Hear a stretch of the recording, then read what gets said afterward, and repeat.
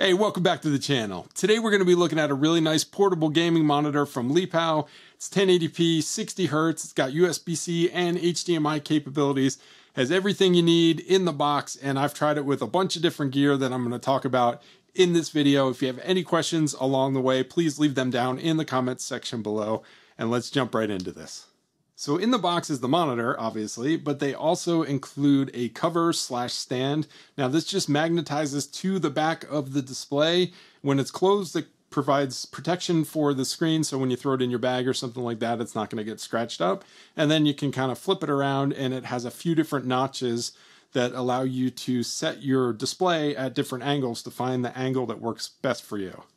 Also in the box is a USB-C cable, full-size HDMI to micro HDMI, and the charging brick with another USB-C cable specifically for charging. Now on the display itself, on the right-hand side, we have USB-C port for charging.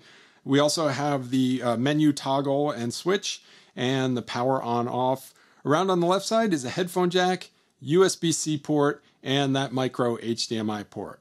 Now there's a couple of different ways to get the display going. If you're on a device that has a USB-C port or a Thunderbolt port and it provides video over that port, all you need is that one USB-C cable. You plug it into your device, plug it into the display. It's going to provide power and video over that connection. The display will pop right up, and you can treat it just like any other display that you would normally use with whatever operating system you're using.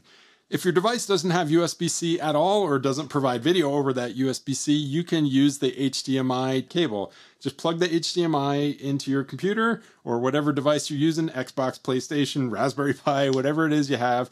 Plug the other end into the display. Now, when you're using the HDMI, you will need to provide power to the display, and that's where that power brick and other cable come in. You just plug that into the right side, plug it into the outlet, and you are off and running. Again, it should pop right up. Your operating system will recognize it as another display, just like any other, secondary display that you would use.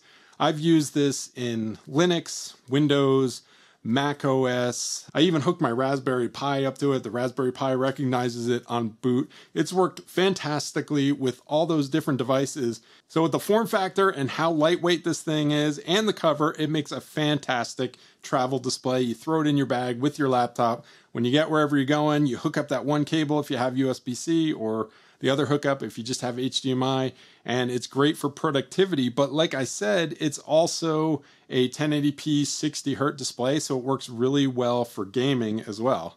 Because of that, it makes a really nice display for a compact setup for your PlayStation or Xbox or even your Switch. I found a really nice use for it is hooking it up to my Raspberry Pi and having it as a portable, small, compact screen for my Raspberry Pi. I've also done a similar thing with my Mac Mini, and it makes a really nice, small, compact setup for that as well. I've tried this on several different devices, and it's actually worked really well with all those devices over HDMI and the USB-C for the devices that supported that. So I mentioned that setting switch over on the right-hand side of the display. So pushing that in gets you into the settings where you can set stuff like brightness and contrast. You can set the color temperature, and you can set custom settings for each of the red, blue, or green colors. You can set HDR on and off. There's all kinds of settings that you can go in and tweak this display so that it looks the best for you. With just about every device, this display looks great. It's got very bright, vibrant colors. Again, you can tweak those settings to get it to look the best for whatever device you're on. The refresh rate is very good. I haven't seen much ghosting or anything like that. It's been great for playing games. And like I mentioned, it's also very good for productivity. The text is very readable and clear. It's an all-around really, really nice portable display if you need something that's really compact for a compact setup, or something to take with you if you're going to be traveling a lot and need that extra display on the go. Now, like I said, if you have any questions or comments, leave those down in the comment section below. I'm happy to answer any questions you have. I hope you found this useful or informative. If you did, hit that thumbs up. And if you really liked it, please consider subscribing. Thanks so much for stopping by, and I will see you in the next video.